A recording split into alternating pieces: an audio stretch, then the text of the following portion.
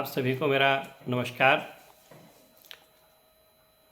जैसा कि मैंने पिछले एपिसोड में विश्वनाथ प्रताप सिंह के प्रधानमंत्री बनने तक के विवरण के बारे में आपको बताया था, आज मैं उनके प्रधानमंत्री बनने के बाद जो उनके राजनीतिक फैसले लिए गए, उनकी सरकार कैसे चली, कितने दिनों तक चली और उसमें क्या क्या घटनाएं हुई, इसके बारे में बताने का प्रयास करूंगा। विश्वनाथ प्रताप सिंह ने 2 दिसंबर 1989 को इस देश के प्रधानमंत्री पद की शपथ ली और उनके साथ हरियाणा के तत्कालीन मुख्यमंत्री चौधरी देवीलाल ने उप प्रधानमंत्री पद की शपथ ली। श्री अरुण नेहरू वाणिज्य मंत्री बनाए गए तथा जम्मू कश्मीर से आने वाले श्री मुफ्ती मोहम्मद सईद इस देश के गृह मंत्री बने। सरकार का शपथ ग्रहण समारोह खत्म हुआ था और सरकार ने ठीक से काम भी करना नहीं शुरू किया था कि एक बड़ी संवेदनशील घटना हो गई। जम्मू कश्मीर के रहने वाले इस देश के गृह मंत्री मुफ्ती मोहम्मद सईद की बेटी डॉक्टर रुबिया सईद का आतंकवादियों ने दिनांक 8 दिसंबर 1989 को श्रीनगर से दिन दहाड़े अपहरण कर लिया। ये सरकार के लिए एक बहुत बड़ी चुनौती हो गई। देश के गृह मंत्री जो कि इस देश के आंतरिक सुरक्षा के लिए जिम्मेदार होते हैं, उनकी बेटी का उनके गृह राज्य से, उनके शहर से अगर अपहरण कर लिया जाए, ये सरकार के लिए खुली चुनौती थी और ये सरकार के सामने एक ऐसा धर्म संकट था जिसकी उन्होंने कल्पना नहीं की थी। बहरहाल डॉक्टर रुबिया सईद का अपहरण हुआ।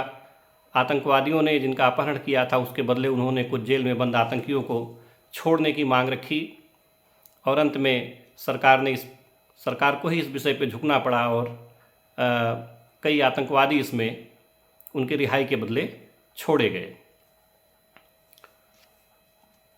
विश्वनाथ प्रताप सिंह की सरकार बनने के साथ ही चौधरी देवीलाल हरियाणा को लेकर के कुछ उनका अलग ही रहता था। कहा जाता था कि उनके पुत्र जो ओम प्रकाश चौटाला थे वो पुत्र मोह में बहुत फंसे रहते थे और चूँकि जब वो देश के उप प्रधानमंत्री बने थे तो उस समय वो तत्कालीन हरियाणा के मुख्यमंत्री थे, तो उन्होंने उप प्रधानमंत्री बनने के बाद अपने पुत्र ओम प्रकाश चौटाला को हरियाणा का मुख्यमंत्री बना दिया। चूँकि ओम प्रकाश चौटाला उस समय किसी भी सदन के सदस्य नहीं थे, इसलिए उनको वहाँ विधानसभा का सदस्य बनना था और इसी बीच उनके निर्वाचन में बड़ी राजनीतिक हिंसा हुई, जिसे बहुचर्चित में हम कांड के नाम से जाना जाता है, जहाँ पे बाद में इलेक्शन कमीशन ने विजिट किया था और उस चुनाव को अवैध घोषित कर दिया था। बाद में ओम प्रकाश चौटाला को मुख्यमंत्री पद से त्यागपत्र देना पड़ा और अपने इसी पुत्रमोह के नाते चौधरी देवीलाल विश्वनाथ प्रताप सिंह पर हमेशा जो है कुछ न कुछ ऐसी चीज़ें कह करके दबाव बनाया करते थे कि बड़ी असहज स्थिति हो जाती थी और इसी पुत्रमोह के कारण अंत में उनको भी बाद में सरकार से बाहर जाना पड़ा था। उन्होंने खुद उप प्रधानमंत्री रहते हुए भी एक बार लिखित रूप में वीपी सिंह से पूछ लिया था कि विदेश मंत्रालय में गांव के कितने लोग नौकरी करते हैं या गांव के कितने लोगों को रखा गया है। तो वीपी सिंह ने उनको बुला करके कहा कि भाई विदेश मंत्रालय बड़ा स्पेसिफिक डिपार्टमेंट है, जो इंटरनेशनल और स्ट्रेटेजिक इसमें समझौते होते हैं, उस स्तर पे बातचीत होती है, तो इसमें जो विशेषीकृत लोग होते हैं उन्हीं को रखा जाता है। तो अपने इस प्रकार के कार्यों से अक्सर असहज स्थिति पैदा करते रहते थे चौधरी ताऊ देवीलाल और इसी कारण से कुछ दिनों तक ऐसी स्थितियां चलीं और बाद में वो सरकार से बाहर हो गए। जिस बोफोर्स तोप घोटाले को लेकर के लगातार विश्वनाथ प्रताप सिंह राजीव गांधी पर हमलावर रहते थे और एक राजनीतिक मुद्दा था और ये भी एक सत्य बात है कि उनकी सरकार बनने के पीछे उनका भ्रष्टाचार, कांग्रेस के भ्रष्टाचार का उजागर किया जाना था और इसी कारण से वो सरकार में भी आए थे। उस बोफोर्स तोप सौदे में 22 जनवरी 1990 को सीबीआई ने एफआईआर दर्ज करा दी। ये घटनाएं जो है सरकार बनने के तत्काल बाद हुई, लेकिन सरकार बनने के बाद विश्वनाथ प्रताप सिंह का जो सबसे बड़ा राजनीतिक फैसला था वो मंडल कमीशन की सिफारिश को लागू किया जाना था। दिसंबर 1989 में सरकार बनी और जनवरी में इसे लागू किए जाने की तैयारी की जाने लगी। इसको लागू करने के लिए एक समिति बनाई गई और उस समिति के अध्यक्ष बनाए गए बिहार के श्री रामविलास पासवान, जो उस समय केंद्रीय मंत्री थे। रामविलास पासवान जी को और उनकी समिति को 4 महीने का समय दिया गया इसको लागू करने के लिए, और इस समिति ने 4 महीने में अपना कार्यकाल जुलाई में पूरा किया और अगस्त में मंडल कमीशन की सिफारिशों को लागू किए जाने का फैसला किया गया।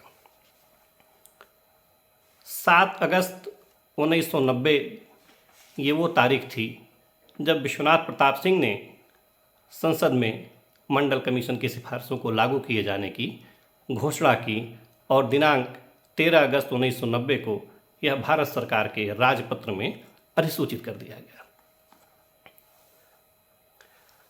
मंडल कमीशन की सिफारिश दरअसल कहा जा सकता है कि एक कुर्सी या सिंहासन के नीचे रखे डायनामाइट के समान थी। उसकी सिफारिश काफ़ी पहले आ चुकी थी, लेकिन इसमें जो सिफारिशें की गई थी उसको लागू करने का साहस कोई भी सरकार नहीं कर पाई और ये अलमारी में एक तरह से धूल फांक रही थी।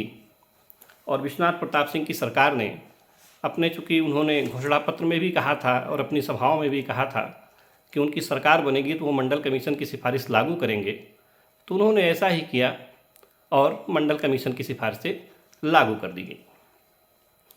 देश के इतिहास में स्वतंत्रता के बाद संभवतः ये सबसे बड़ी राजनीतिक क्रांति थी। विश्वनाथ प्रताप सिंह से जब मंडल कमीशन लागू किए जाने के बारे में एक चैनल ने, एक पत्रकार ने पूछा उनसे कि क्या आपने मंडल कमीशन की सिफारिशों को लागू करके लोगों को, समाज को बांटने का काम नहीं किया? तो विश्वनाथ प्रताप सिंह का कहना था कि समाज तो पहले से ही बटा था, मैंने तो केवल उसके बीच में जो असमानता थी उसे दूर करने का प्रयास किया है। बीपी सिंह से फिर ये पूछा गया कि क्या आपने जात के आधार पर आरक्षण को आपने कैसे स्वीकार कर लिया? तो बीपी सिंह का कहना था कि जब सज़ा जाति और जन्म के आधार पर मिली है तो दवा भी जाति और जन्म के ही आधार पर देनी होगी। और बीपी सिंह ने इस बात को कहा कि अंत में मेरी इस बात को सुप्रीम कोर्ट ने भी स्वीकार किया और उन्होंने जात के आधार पर दिए गए आरक्षण को गलत नहीं माना और अंत में इंदिरा साहनी के वाद में इस पर मुहर लगाई गई 1993 में। मंडल आयोग का फैसला बड़ा दूरगामी सिद्ध हुआ। विश्वनाथ प्रताप सिंह कहा करते थे कि मेरे इस फैसले का प्रभाव बड़ा दूरगामी होगा और समाज के जो पिछड़े हैं, जो मुख्य धारा से दूर लोग हैं, जिनकी सत्ता में भागीदारी नहीं है, जो परिध पर हैं, जो हाशिए पर धकेले गए लोग हैं, मेरे इस निर्णय से वो केंद्र में आएंगे, परिध से केंद्र में आएंगे, उनकी भागीदारी बढ़ेगी और सत्ता का जो संतुलन एक तरफ झुका हुआ है उस सत्ता के संतुलन के बीच में दूरी कम होगी। बहरहाल मंडल आयोग की सिफारिशें लागू हो गई, विरोध होना था और विरोध शुरू हो गया। विश्वनाथ प्रताप सिंह परिणामों को जानते थे, वो ज़मीन से जुड़े व्यक्ति थे तो उनको ये पता था कि मेरे इस कार्य का परिणाम क्या निकलेगा, लेकिन वो बहुत परिणामों की फिक्र नहीं करते थे। बीपी सिंह कहते थे कि मुझे इस बात का संतोष है कि मैंने जो करना चाहा वो किया, मुझे बाकी लोग क्या कहते हैं या मुझे इतिहास किस रूप में देखता है, मुझे इस बात की फिक्र नहीं है। मंडल आयोग का विरोध शुरू हुआ। विरोध होना स्वाभाविक भी था। जब किसी भी समूह को या समाज के किसी भी वर्ग को अपने हितों पर चोट लगती पहुंचती है या उसे ऐसा लगता है कि मेरे साथ गलत हुआ, मेरे हितों के साथ अन्याय हुआ, तो स्वाभाविक सी बात है कि अपने हितों के लिए वो विरोध करेगा, संघर्ष करेगा। जो उस समय विश्वविद्यालयों में या पढ़ने वाले, उच्च शिक्षा में पढ़ने वाले लोग थे, प्रतियोगी परीक्षा की तैयारी करने वाले छात्र थे, उन्होंने इस आंदोलन को तेज़ी से आगे बढ़ाया। बीपी सिंह रातों रात नायक से खलनायक बन चुके थे। मंडल इस बंडल के नारे लगाए जाने लगे। विश्वनाथ प्रताप सिंह को रावण बना करके उनका पुतला फूंका जाने लगा, उनके प्रति अभद्र शब्दों का प्रयोग किया जाने लगा और ये आंदोलन धीरे धीरे बढ़ने लगा। इसी बीच इस आंदोलन के शुरुआत में तो नहीं, लेकिन बाद में इस आंदोलन के समर्थन में जो पिछड़े जात के लोग या पिछड़े समूहों से लोगों का संगठन है, वो आंदोलन के समर्थन में आया और एक मंडल विरोधी और मंडल समर्थक लोगों के बीच में एक कॉन्फ्लिक्ट की स्थिति पैदा हो गई। आंदोलन तेज़ी से फैल रहा था, हिंसक रूप ले रहा था, आगजनी हो रही थी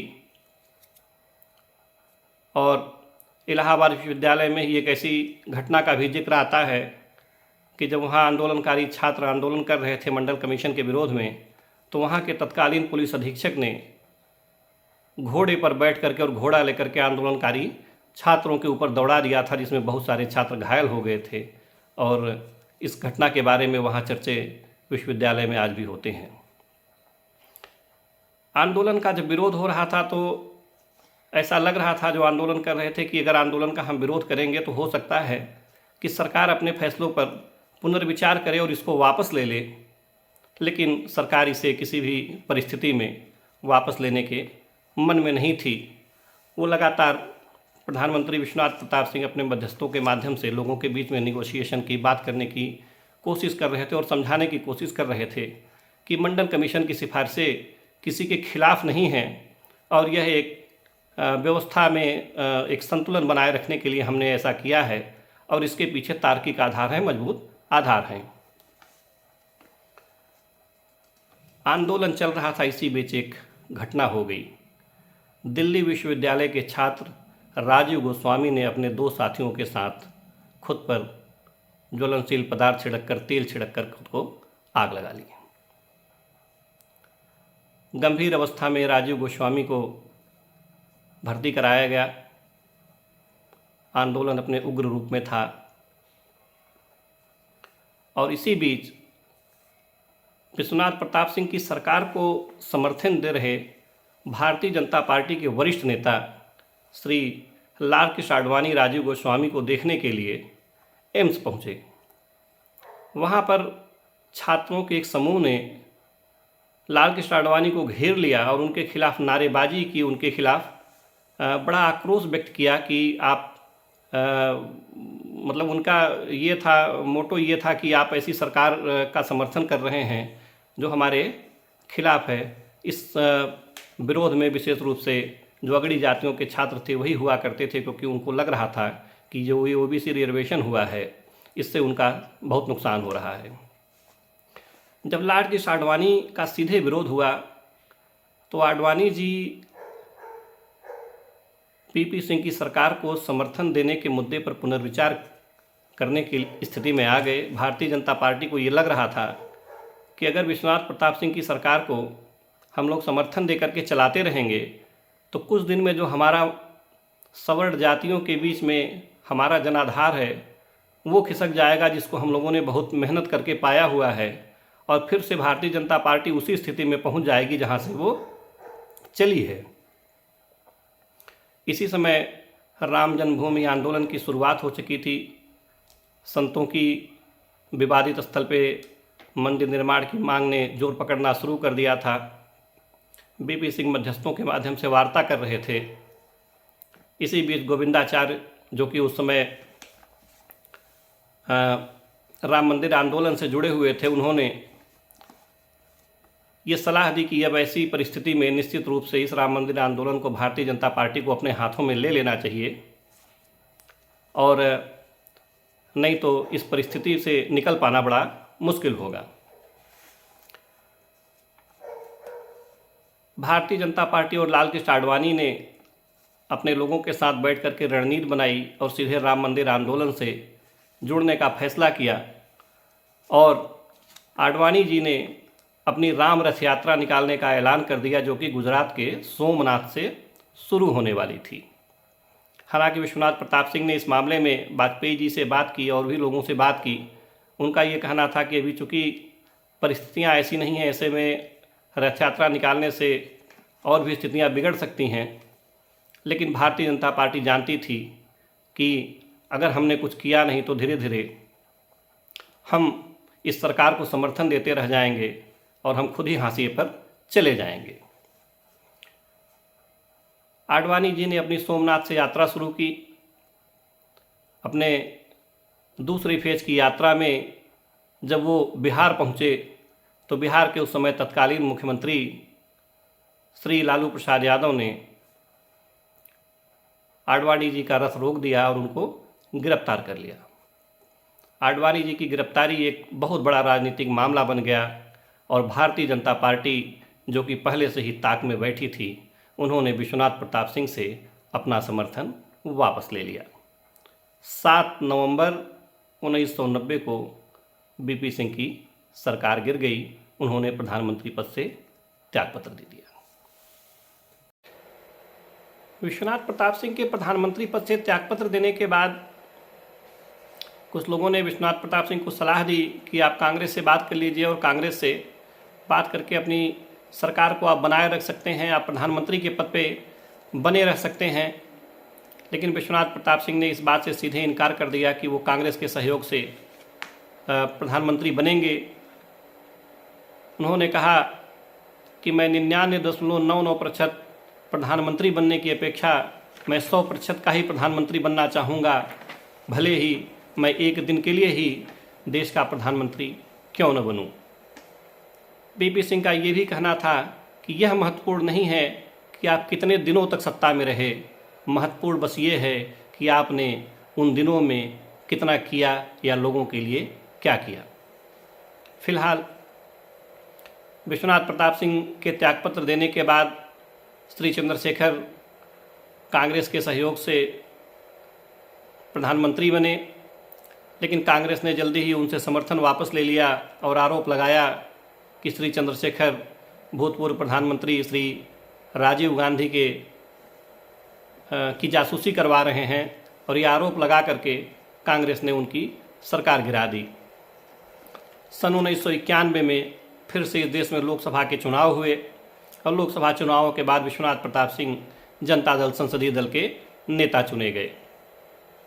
इसी बीच 1993 में उन्होंने मुंबई में जब दंगे फसाद हो रहे थे तो उस समय उन्होंने वहाँ पे आमरण अनशन शुरू किया, लेकिन इसी बीच उनका स्वास्थ्य खराब होने लगा, उनकी किडनी में समस्या आने लगी और डॉक्टरों ने जांच के बाद ये बताया कि इनकी स्वास्थ्य को गंभीर खतरा है।